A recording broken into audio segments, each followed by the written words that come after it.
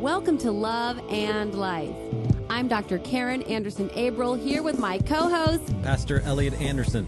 And Love and Life is your place to hear conversations grounded in psych research, psychotherapy, and biblical truth to help us thrive in love and life. We are back with two Love and Life favorites, Dave Wayne, psychiatric nurse, and Dr. Mead, who was recently joining me to talk about the COVID index. And Dr. Mead and I felt, though we had a substantial conversation that lasted for quite a bit, we had just skimmed the surface of all things COVID. All of us are still trying to get our bearings, especially those who were dissidents in the COVID truth movement. And of course, speaking with Dr. Mead, I immediately thought, gosh, I got to loop Dave in on all this so that we can just continue the conversation. Not even sure exactly where it's going to go.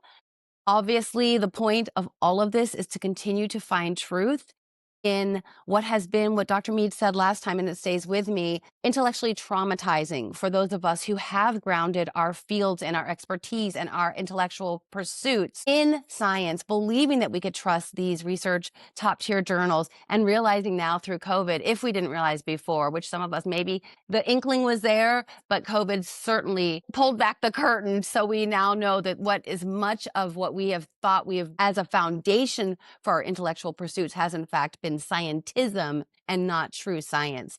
I'll just start there, but I just wanted the opportunity for us to just continue the conversation of where are we going? How can we find truth in an age where it seems very difficult, very much most truth that we thought we were leaning upon has been bought and captured. And where do we go as the dissident movement trying to connect with those on the other side, which sadly it has been so polarized, so politicized to where we are having a very hard time finding common ground again. I'll just set the table there and gentlemen, take it away.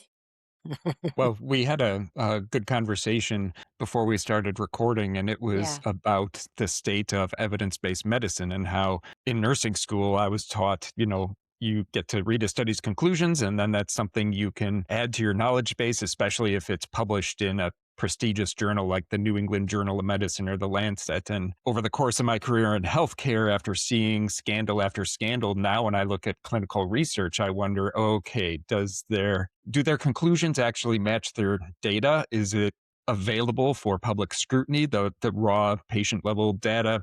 Was this study ghost authored? What were the conflicts of interest? What are the conflicts of interest of the journal? Who were the peer reviewers? Do we even know what are their conflicts of interest? And it's just absolutely paralyzing.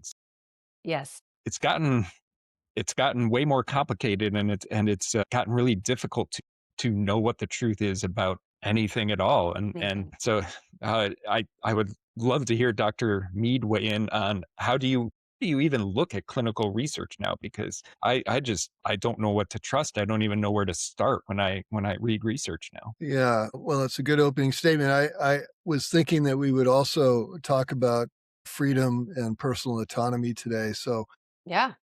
Like to circle back to those topics, and it's related because free speech has been threatened by the censorship regime that has been imposed on scientists, and that is also affecting the truth profoundly because the truth is being squashed by this practice of unwarranted retractions of many papers, which previously was only applied to fraudulent papers. Right. And so now we have all these journals that are captured by the pharmaceutical industry and that are unfortunately paying lip service to what we would call the truth. Mm-hmm. And they're instead showing an extreme bias that is very disheartening for scientists who are trying to speak out about counter-narrative issues like the safety issues around the COVID mRNA shots, which has been my primary focus these last few years and something that I feel sets a very dangerous precedent in terms of the information, the way that information has been manipulated and kept from the public. And much of it is, I think, something that has gone on since the late 1990s, where we saw the monopolization of the media by about 6 major conglomerates that were controlling the messaging. So you had centralization and then increasing homogenization of the message. And Dr. Karen and I talked about this previously, where, I'm sure you've thought about it too, Dave, where you see the messaging, even in, seemingly completely different venues for media, major media networks and media companies saying the same exact thing. And so people are, they don't realize how blatant the propaganda is. And I'm really interested in talking about some of these conditions that set the stage for this mass hypnosis that Matthias Desmet calls the mass formation. Well, I read the book by Matthias Yeah, Desmet, and yeah, I was fascinated. He talked a lot about how the conditions had to be established of isolation and fear. And again, I read it several years ago, but so if you guys remember any of those conditions that it was kind of a perfect storm during COVID for all that, for the conditions to be set to bring in what he called a mass formation psychosis. And yes, that does sound condescending, and it does sound like something that would be even more divisive when we're trying to find common ground. But it does seem, to define it, it does seem that propaganda obviously plays a very critical role. Because, and Dr. Mead, you and I talked about this last time, the critical thinking. And again, that sounds condescending too, but we saw an enormous lack of critical thinking. And I say that with I notice when I say that, I have like I'm pleading in my voice, like, because I was so disappointed. And again, that sounds condescending, but I just, with us as believing that we were Westerners, we are the generations after the Enlightenment. So we think critically, the scientific method, all these ways of moving through difficult, confusing, nebulous scenarios, we use these tools. And it seemed like all those rational tools were tossed out the window because of the fear, because of the isolation, because of the tribalism that kicked in too. So if once I decide I'm a good left-leaning person, then forget natural immunity, because that makes sense. right. The mass formation is a great way to contextualize how and why so many people so willingly gave up their freedoms. And it was largely out of this delusional belief that they were saving the lives of others Yes. by following government guidelines that really have no real basis in scientific evidence and scientific research. And so why have people given up their personal autonomy? Their right to have sovereignty over their own bodies. Why are so many blindly submitting to what to us appears to be medical tyranny?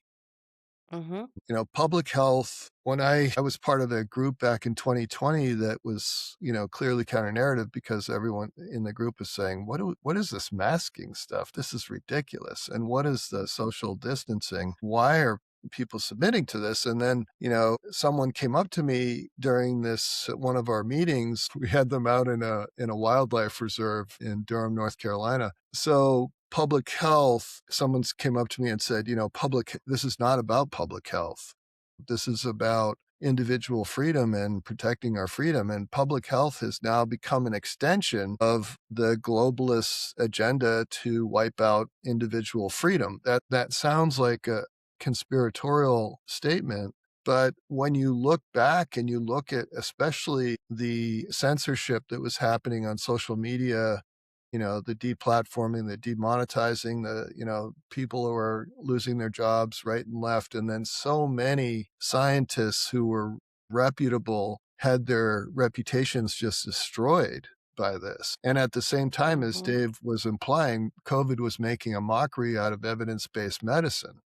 Because the articles that were being published were actually not only extremely biased, but often distorted by completely flawed methodologies that were being used to make claims about things like, women's health was a big one that many people didn't realize, but like the COVID shots, the COVID mRNA, so-called vaccines, which are synthetic modified mRNA products that were previously called gene therapy products or gene transfer products, and then were redefined as vaccines in the Webster's Dictionary in 2021. They were redefined as vaccines, and then well, indirectly, because they changed the definition of vaccine in 2021, something that was just stimulating the immune system.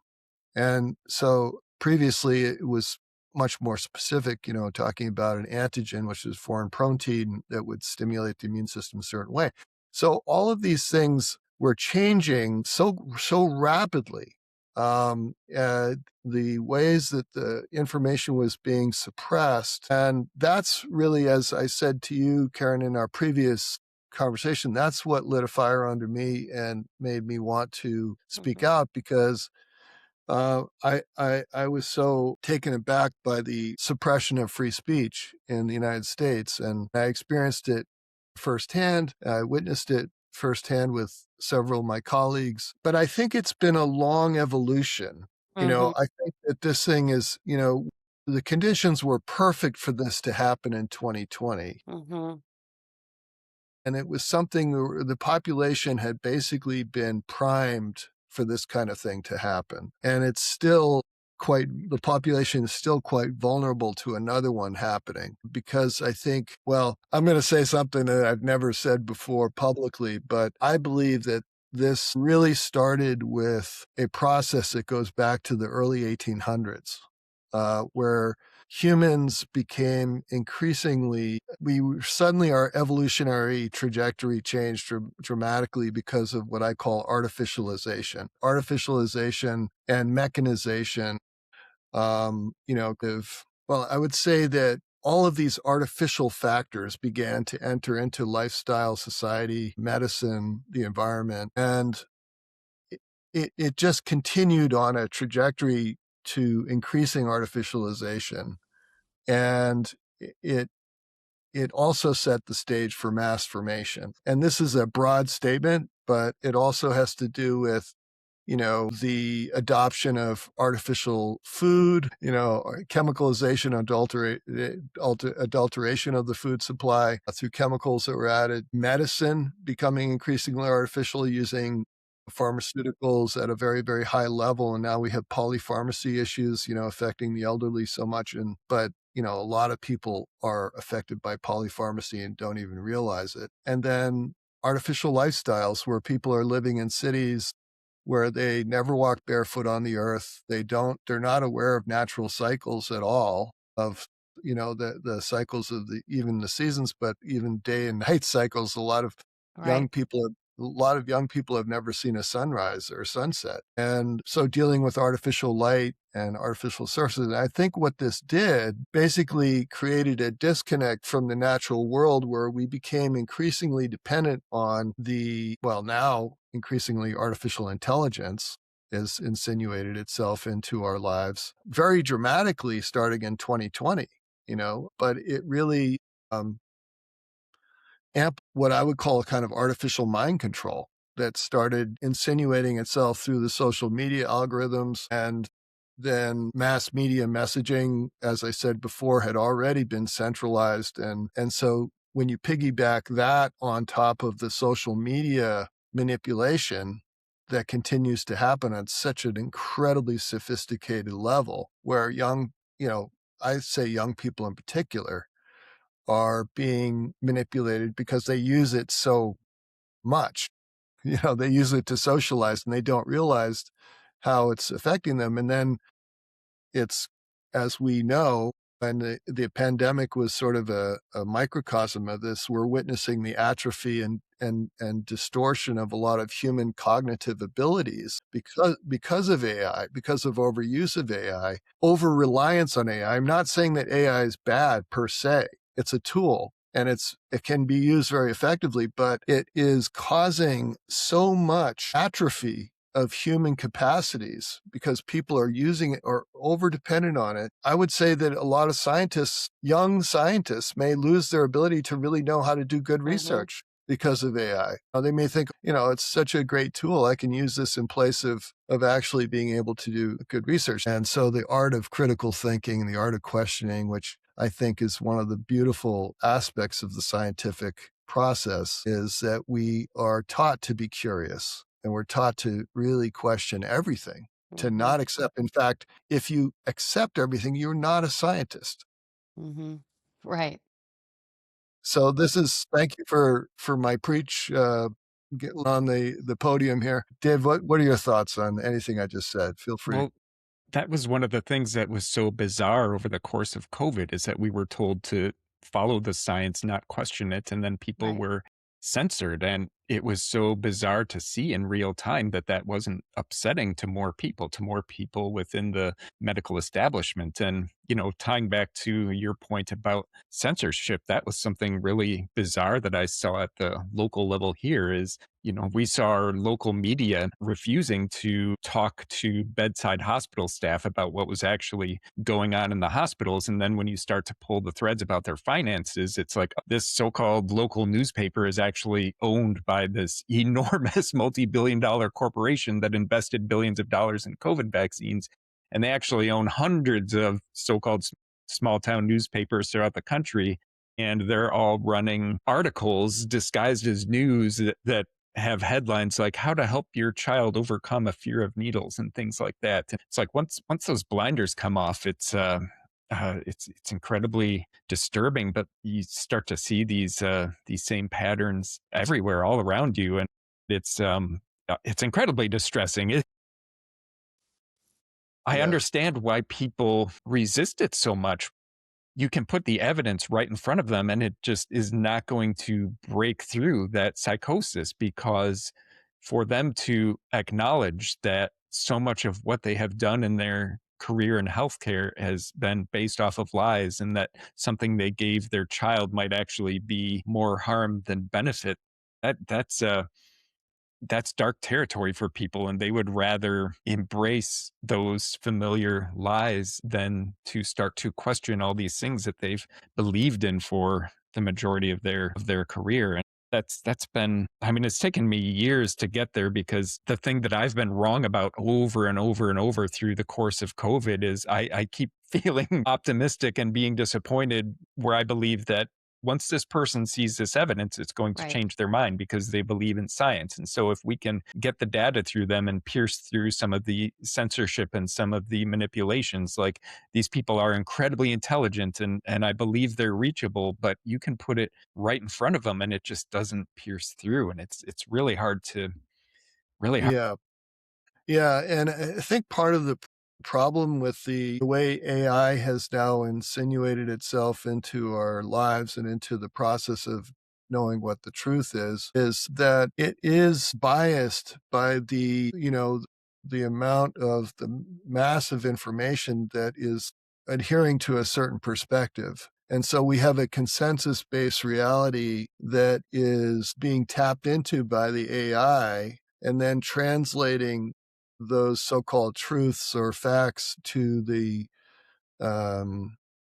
and now people are using it like you said before the show. You and I were talking about how in China they're using it to write papers, Mhm. and I and journals are accepting them. Sometimes they're allowing the AI to write papers without even allowing the reader to know that these were generated by AI. Probably a lot of the time. I don't know how often. I can tell when I read something online, I can tell that it was AI generated. It's too crisp. It's too, Mhm. I wouldn't doubt it if they start, trying to deceive us by inserting, little errors here and there. But, what's sad is that, as I was saying, it's reflecting a consensus based reality. So the information is already skewed and toward a certain perspective. And, it's going to be a really tough thing to break free from unless we somehow teach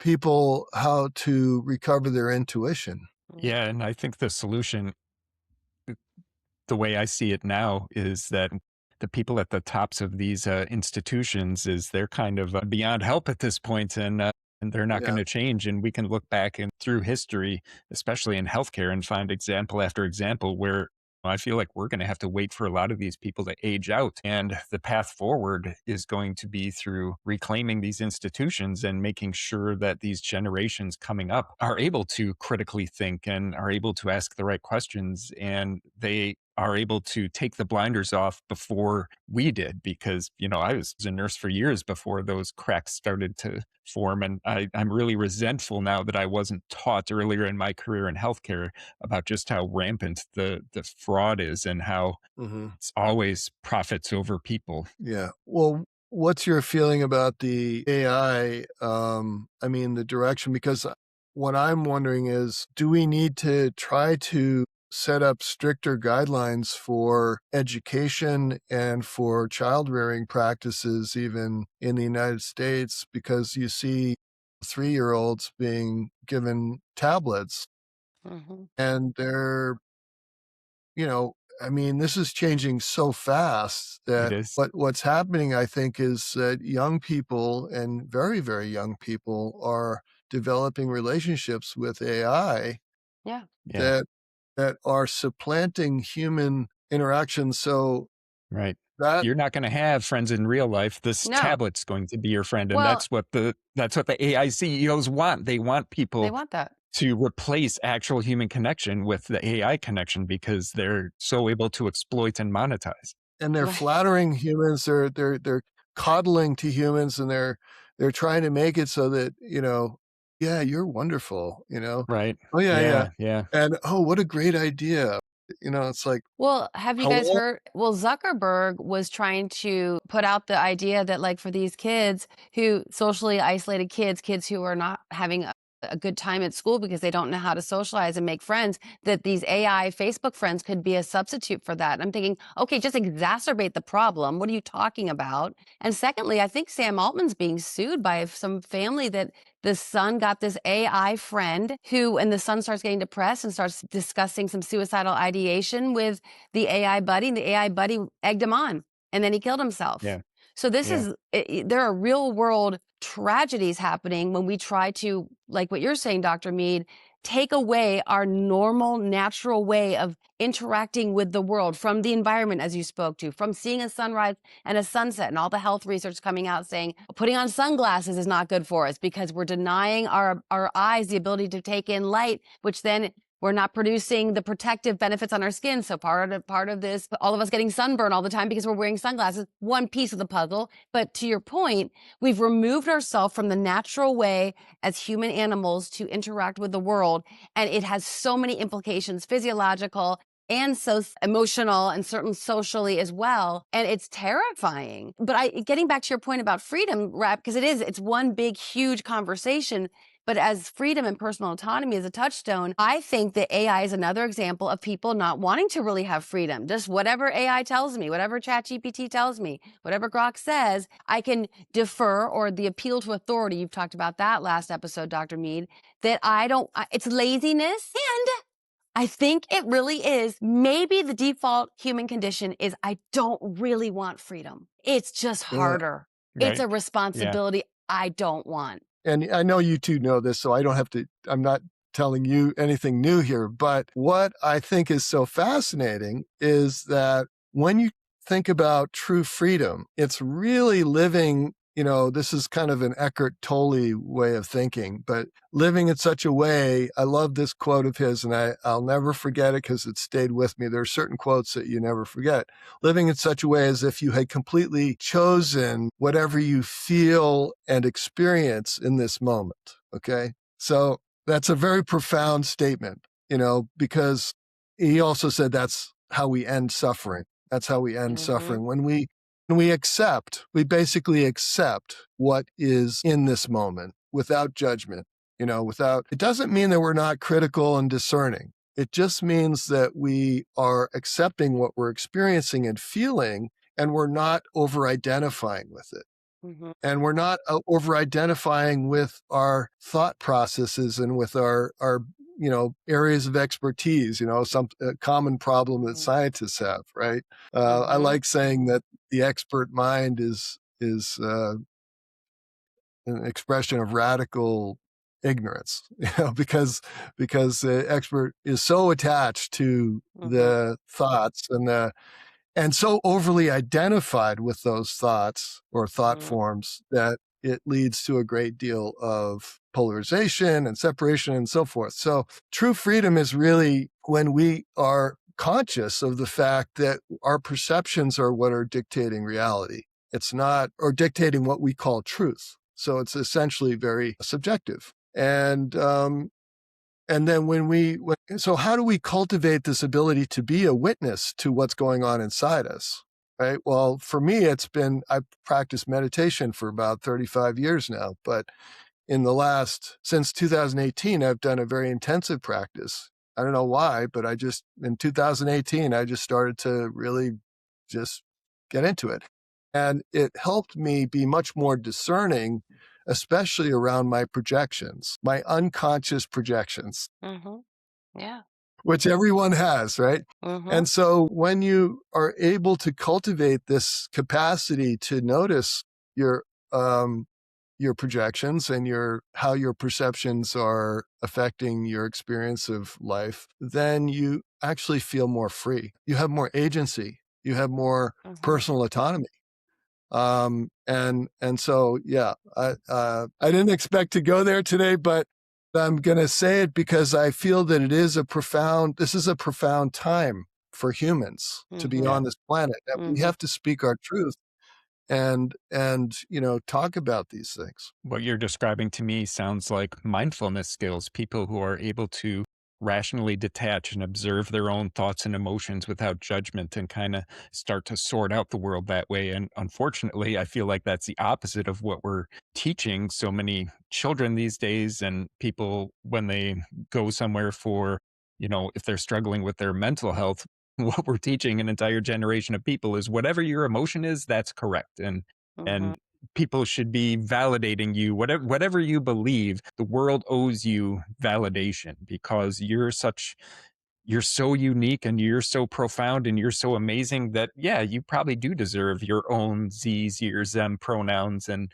you know m- making up different making up 72 different genders, and all these things that we're nurturing in youth are in exact contradiction to what you would learn with mindfulness skills and meditation and rational detachment and having a connection to a higher power and having a connection to nature and having a connection to a community. It's like we're sending our youth in the exact wrong direction from everything that we know from what we know about the human brain and the things we've learned in psychiatry over the decades. Yeah.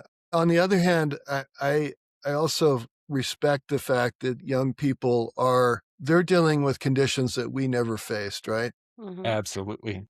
And so their struggle to identify with a particular gender, for example, to me, it's a symptom of a process that has been going on for some time where, women have been increasingly masculinized and men have been feminized. And we see this. I'm not saying that I support the male archetype of being some kind of boorish male chauvinist kind of pig. That's the opposite extreme. That's the unhealthy expression of men. And there are many there's what I call the little man syndrome, which is a big problem in our society.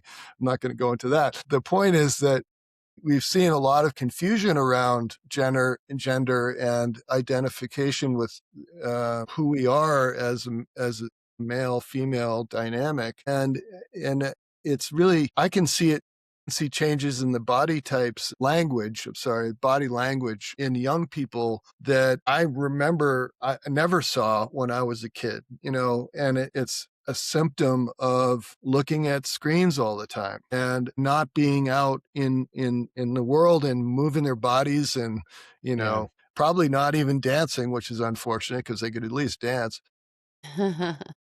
But it's interesting, isn't it, that we're seeing right before our eyes the change of our species. I don't think it's just body posture either. I do think No, body types are changing when you yeah, look at testosterone levels and when you look at both male and female fertility, when you look at the average age now that girls have their first period, when you look at microplastics, when you look at endocrine disruptors, like we really are changing the physiology of our youth. At the same time, all these incredible societal things are happening with technology and with where we're at. So it is a really profoundly different and alarming time to bring children into this world and try and It raise is. them, because we have It is. never run into anything like this Right. before as a species. And you got to wonder if those chemicals are also playing a role in this what some people call gender Absolutely. Yeah. Totally. confusion. I think Absolutely. Yeah, antidepressants too are a big one. yeah, and the antidepressants, yeah. And I know both of you are very interested in psychology and working along those lines. I've often felt that antidepressants are one of the most dangerous medicines that we have because they keep us from feeling our feelings There you and go. from Yes, going through, you know, exactly. and from going through as opposed to going around. Like we're circumventing the truth of what we're feeling. Uh, Yeah, Dave and I did a whole episode on that called we were doing a really? series. Yeah, Yeah. we did Yeah. a series called It's Just a Blank Medication. And so we did it, it's just an SSRI, it's just an antidepressant. And Dave had been on, I mean, you were one of the first that in my circle, at least, and maybe in other realms to really understand this. Is it, what do they call it, Dave? SSDI? Is it, oh, sorry, PSSD, PSD. post Yeah. SSRI, sexual dysfunction. Yeah, people who start on an SSRIs, the evidence base says that they are dramatically more effective at causing sexual dysfunction than they are at helping people with depression. And for some people, that sexual dysfunction persists even after they stop taking it, even after just a few doses. And the easiest way to understand this is to look at how SSRIs are prescribed for men who suffer from premature ejaculation, because if they're depressed, they'll be prescribed Paxil and they'll be told it'll take 4 to 6 weeks for this to work. But if they suffer from premature ejaculation, they'll be prescribed Paxil and they'll be told just take this 4 to 6 hours before intercourse and it will already have given you genital anesthesia. And it's like, oh, okay. wow. Yeah. Yeah. And the flatlining, to Dr. Mead's point as well, the flatlining of emotional response and experience. And like you said, putting a band-aid, so to speak, so you're not learning the skills, the emotional maturity to start to handle disappointments, to start to handle the vicissitudes of life. And when you, especially with young people, you start putting these drugs into their systems to the extent that they work and they aren't a placebo, which is another conversation that's valid as well. But to the extent that they are working, what are they doing? They're just taking your range of emotions and flatlining it. And again, keeping you from being able to experience the fullness of emotions and then deal with emotional reactivity. Learn how to, like you said earlier, talking about, can I just look at my emotion with a little objectivity? I don't have to fully embody it, fully express it. I can go, okay, that's interesting. Let me notice that. Stephen C. Hayes, who's the founder of ACT, Acceptance and Commitment Therapy, has been on our program a couple times, and he talks about, he calls it diffusion. You diffuse Hmm. from your thought. I don't have to own that thought as if it's everything. It totally identifies me. It totally reflects who I am in this moment. And from till the dawn of time, I mean, from the dawn of time until the end of time, I can look at that as like, that's interesting. Let me notice that. Let me think about that. Yeah. Let me be curious about that and defuse from your thoughts and your feelings. Yeah. Yeah. It's clear that when you combine, and this goes back to the artificialization point that I made before, when you combine the influence of AI and screens with the use of pharmaceuticals to modulate our psychological states and basically keep us from becoming skillful in our emotional processing ability and ability to speak from our hearts, so to speak, or speak what we're feeling. And men, I think, are particularly compromised in this area. We have to learn what vulnerability means from a very early age because we think it means weakness, but vulnerability is one of the most powerful things you can do to establish intimacy in a relationship. And many men never learn that. And I have great trepidation around what's happening to the emotional well-being and emotional intelligence of young people because of this problem that we're talking about, where you have the confluence of now artificial intelligence becoming a relationship for young people and insinuating itself into social media in such a way that it's very subtle. I think, a lot of people are not aware of how dangerous it can be. And I might sound like an old curmudgeon saying this, but it's happening so fast Yeah. that we really, it's kind of like the analogy I use is when artificial body parts came in the 1980s And then they started to become so commonplace. Now you get a hip replacement. Nobody even thinks about it. It's very common. And pretty soon, people will be thinking, well, you got a chip in your brain. Okay. Mm-hmm.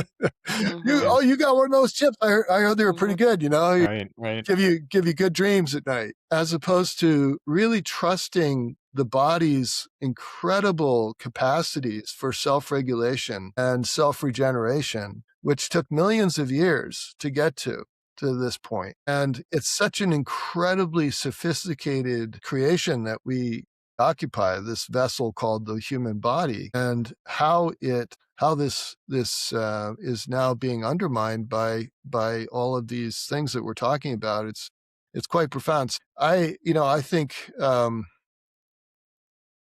one of the things that I hope we can do is to really support Children's Health Defense and other organizations that are really trying to help bring attention to all of the problems that children are facing. And since we're mentioning Children's Health Defense, we should mention the COVID Index, which is one of the things that I have been involved in. In fact, I have a COVID Index cup here. It says Research Rockstar, which I'm not going to take that, but the other side of it says Saving Humanity One Index at a Time. I love that. And it's a wonderful tool for understanding contrarian perspectives during the pandemic and a lot of the counter narrative evidence that was either suppressed or, got eliminated through retractions. And then we saw, a lot of scientists losing their capacity to speak out because they lost their jobs. And so there's even documentation of those kinds of things in there. And I think it's helpful because, as you and I talked about before, Karen, the issue of speaking in an echo chamber, feeling that we are not being heard. I think the COVID Index could be a vehicle for helping to educate those who still believe that the government narratives were true and that masking and social distancing and the so-called vaccinations were all valid measures. And the COVID Index helps to shed light on that. So I just want to mention that. Yeah. I don't know. I might disagree because I think that a lot of people are just unreachable at this point, especially the people who've made it to the top of this very authoritarian healthcare system I that we agree. have. And I actually have a specific example for you, if you don't mind me sharing some communications that I had. Sure. In the fall of 2025, there was some news because a memo was leaked from the FDA by Vinay Prasad, where he was talking about how the FDA knew about at least 10 pediatric deaths that they suspected were caused by COVID vaccines. And so while that was in the news, the new fall boosters were coming out, and we had a new HHS that was changing things up with who they were recommending the fall booster for. And there was a very large, prestigious hospital system in the United States that came out with their own COVID recommendations. And what they said was everybody 6 months and older, doesn't matter if you have natural immunity, doesn't matter how many previous boosters you got, doesn't matter if you're pregnant, every single person should get the fall 2025 booster. We don't care about these pediatric deaths. I mean, they didn't say that, but they came out and said the guidelines are simple. Every single person 6 months and older should get this new booster. And so I reached out to them and I said, the Knowledge Board, this is their vaccine knowledge board, which is a bunch of vaccinologists and epidemiologists and people with all sorts of letters after their name. But I said the Knowledge Board states that their recommendations reflect, quote, consensus based on review of existing evidence and guidelines, end quote. However, this broad recommendation is out of alignment with US regulators, international regulators, and the clinician reference tool Up to Date. I understand that the Knowledge Board states that the evidence hasn't changed, but the Vaccine Knowledge Board members seem to be outliers in that belief. According to CDC data, the vast majority of frontline hospital staff are declining any more COVID boosters. Can the Knowledge Board publicly provide more information about the data that they are following? Can they provide a number needed to treat for the healthy age groups that they are recommending for another booster? How are staff supposed to respond when they are questioned why this health system's recommendation is different from so many other authorities? Because a knowledge board said so is insufficient, particularly when revelations of pediatric COVID deaths linked to COVID vaccinations are in the news. And they actually replied to me. They said the knowledge board's vaccination recommendations reflect the hospital's consensus based on the review of existing evidence and guidelines. The health system's recommendation for universal COVID-19 vaccination for everyone age greater than or equal to 6 months reflects the need for immunity to circulating strains and both the effectiveness and safety of the vaccine as measured by studies of the vaccine. A useful reference for these studies was recently published in the New England Journal of Medicine. Nothing in this up-to-date review reveals any new safety concerns or demonstrates any failure in effectiveness that would justify backing away from a recommendation for universal COVID vaccine recommendation. And I just feel like we are in two completely different realities, and that there is no amount of data you could put in front of these people that are going to change their opinion. Not that the COVID index isn't amazing work and very, very important, but I am very sad to say after years that I've come to the conclusion that I think some people just aren't reachable, even when they're very smart and well-intentioned. Well, Matthias Desmet mentioned him a couple times now. He talks about this research showing that about 40% of the population is kind of on the fence. 40% of the population is sort of, well, I should go with this narrative because I trust the CDC and I trust the government and da da da da da. And it sounds like the right thing to do. And the messaging is overwhelmingly in favor of that. So I'm going to go in that direction. And then you've got the 30% that are unreachable, that are already, openly accepting a totalitarian agenda and calling it freedom. And then you've got another 30% that are clearly against the whole thing and just, this is crazy. This is insane. What the heck are we doing? The anarchists or something like that. Yeah. Well, the thinkers, the critical thinkers. And so they are, the 40% is, and he said there are multiple lines of research that support that. The 40% is the one I'm talking about. And Gotcha. I think that's a group that's still malleable, because the more you, and this is what Desmond says, is the more you continue the message that we've been deceived and that we were actually conditioned to think along these lines, and having conversations like the one that we're having is helpful in that regard, because I'm really very interested in talking about how do we break free from self-deception. Mm-hmm.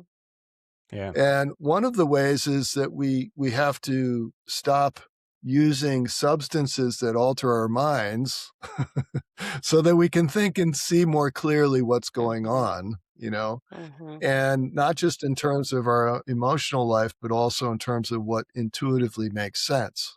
And so this is kind of where we're at. This rubber meets the road for humans right now.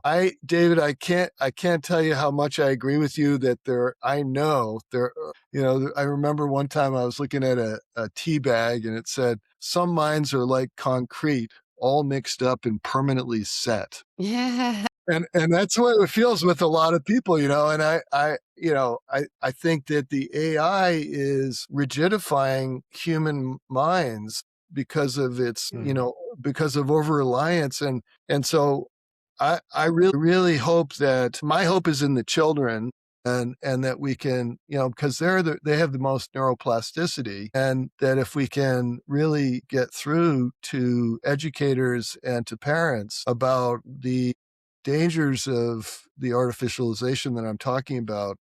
And by the way, this is the first time I've ever talked about this publicly, this term artificialization. It occurred to me recently when I was contemplating Matthias Desmet's work, and he made a comment. I had thought about it before, but he made a comment that reinforced my desire to talk about it today. And his comment was that he believed that the mechanization process that started back in the early 1800s, late 1700s, put us on this course, to where we are today, and made us more vulnerable to the free-floating anxiety that he talks about, which you can feel in the population.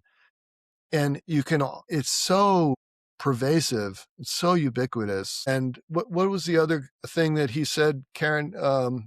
This free-floating anxiety, and there was another disconnection, I guess. The isolation, yeah. Isolation and alienation, sense of alienation from other people. And that set the stage because of lack of meaningful connection, and lack of meaningful work. And all of that helps set the stage. I'm sorry. Yes, you're right. No. You're making me think of a couple of things. One is that because it also set the stage for this appeal to authority, to trust the experts, because we went from in the day on the frontier, a woman, a man on their homesteads had to do a variety they had to be experts, quote unquote, in a variety of things, or else they're not making it through the winter.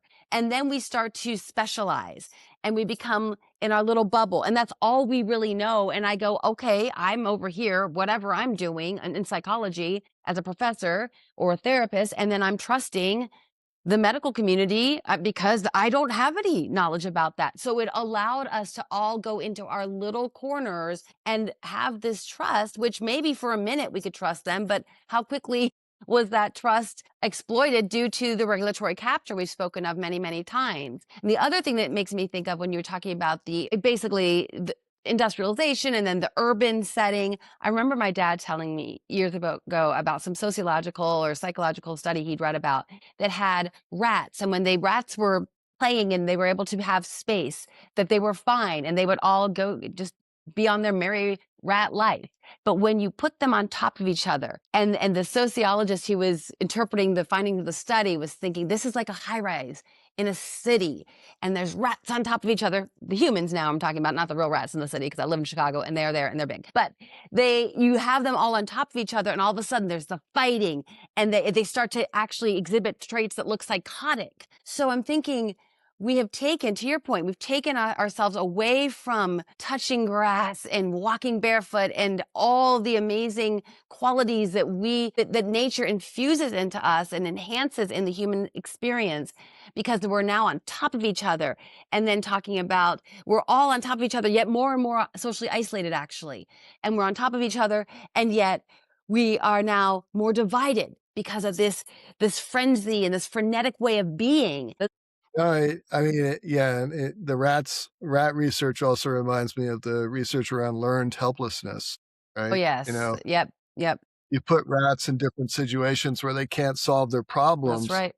And, they're presented with an issue, and it reminds me of, Charles Eisenstein. I met him once at a wonderful gathering in Chapel Hill, North Carolina. And he was talking about the myth of control, where, we use technology to control what's happening in our lives. And we think that the solution to technological problems is more technology, more domination of the natural world through technology, nature through technology, the body through medicine and pharmacy. And so instead of trusting our own bodies and trusting our capacity to prevent illness with our own bodies and to overcome illness, or even, or to overcome the earliest stage of illness, which has been an area I've studied tremendously. My main area of research has been cancer. I'm fascinated with how to prevent progression of cancer once you've identified that you have a cancer, an early cancer, or how do you prevent a recurrence of cancer? And the body has the capacity to do that. It has the capacity, but doctors don't teach that because they don't make any money from it. They don't make money from people being healthy. Our system is a disease management system, and it profits off of illness and suffering. And that's a huge problem. If our system was designed if it was designed like in parts of rural China back in the 1980s, I don't know if it's still true, but there were these barefoot doctors that got paid based on how many people were healthy. If there was a lot of unhealthiness in the community, they were paid less. So they got paid more. And you think about teachers and the way the teachers are not paid, in a way that's equivalent to what they're doing in that profession. Mm-hmm. And it's driving so many teachers out. I mean, our whole economy is skewed toward dysfunction Yep. and disease. Yep. And lack of reward for those who are really trying to do good work, like farmers who do sustainable agriculture. They should be incentivized to do Right. organic No. farming and all of that. And the subsidies, Yeah, the subsidies go in different directions, and then for farmers who are yeah, practicing a sustainable and regenerative farming practices, they're the ones they have to charge a premium. And so it's incumbent upon us. I mean, when I was single living in Chicago, I couldn't afford to buy a bunch of organic, but now that I'm in a price point in terms of what I can consume, I feel it's incumbent upon me, because the more people that are able to purchase organic, hoping to drive the price down.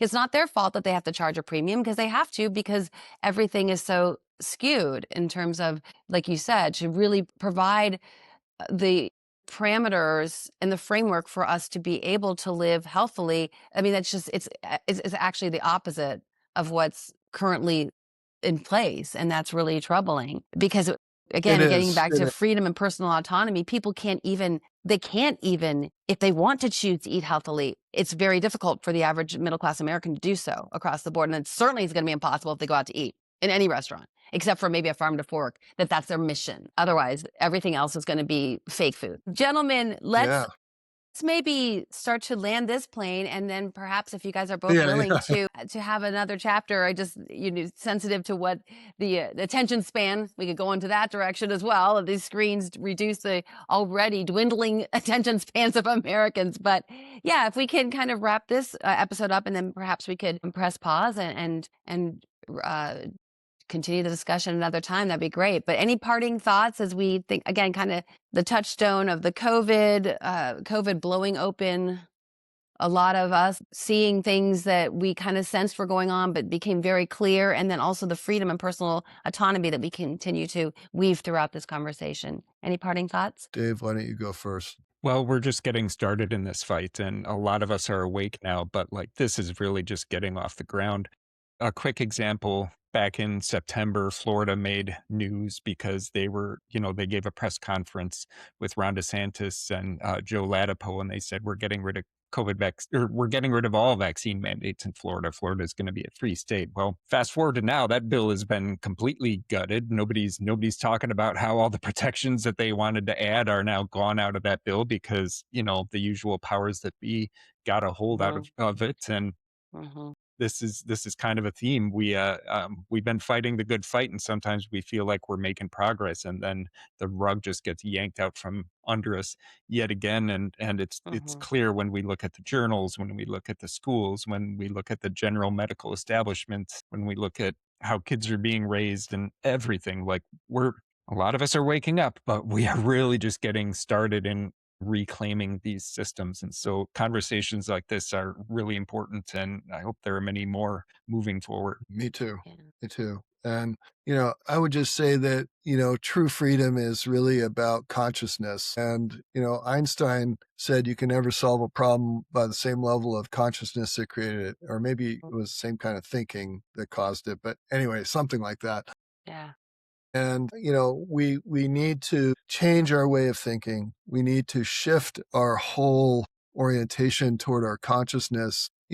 I think we need to get away from these artificial means of control and, starting at the individual level. And so the answer is that really we need to reclaim the basics of what it means to be a healthy human, to have Mm-hmm. a healthy human body, mind, and spirit. And Mm-hmm. how do we do that? We need to look very carefully at what's involved there. And it's not more chemicals, and it's not more, distractions and artificial measures. And I think that we're at a critical junction in our history, in our evolution, and we need to seriously reevaluate what it means to be a healthy human. So I hope we can continue the conversation. I'd love to come back sometime and talk about it.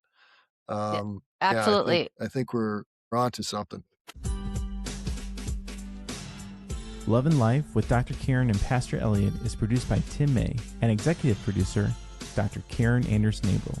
For more information about Love and Life, please go to loveandlifemedia.com.